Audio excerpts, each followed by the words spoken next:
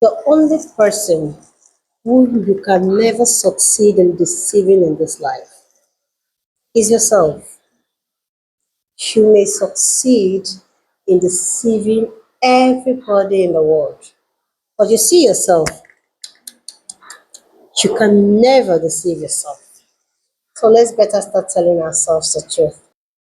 Hello, you're welcome to Life with Julie, and I am Juliet Bernard.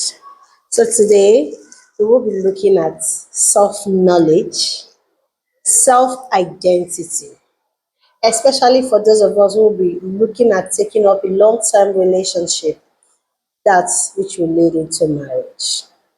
There are basic necessities that are very important you should know. Self check.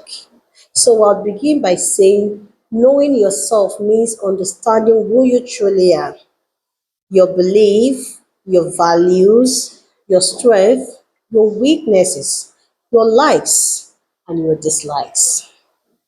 When you know what matters to you will less likely lose your identity in a relationship.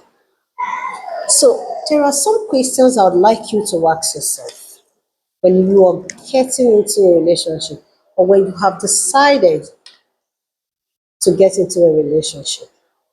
And the first question is this: am I really emotionally stable? Am I healing from past hurts? I bet you. Getting into a relationship when you are broken or lonely, it can only lead to dependency, not honest love. So most times I advise the young ones before you get into a relationship, ask yourself these questions. Who am I truly? Am I really ready for this? And then another thing is your purpose and your goal. You should always know your life's direction. Is it education as per career, your spiritual life, your personal goals, and all of that? Because a healthy relationship should complement your purpose, not distract you from it. And then you talk about self love and confidence too. Now, I talk about self love and confidence because you really do need to love yourself first. If you do not love yourself, you may settle for less than you deserve. That's the truth. You know, self love builds confidence. It helps you choose who your partner truly would be. That's one person who would respect and appreciate who you truly are. Yes, that's when we talk about self. And then you avoid identity loss.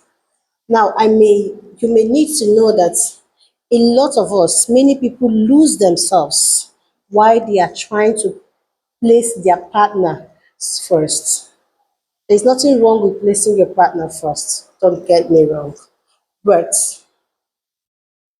knowing yourself helps you to maintain your individuality while still building your relationship or your union with your partner. And then I like to talk about boundaries. Boundaries. Boundaries. When you know yourself, you know your limits. You know what you can accept and what you cannot.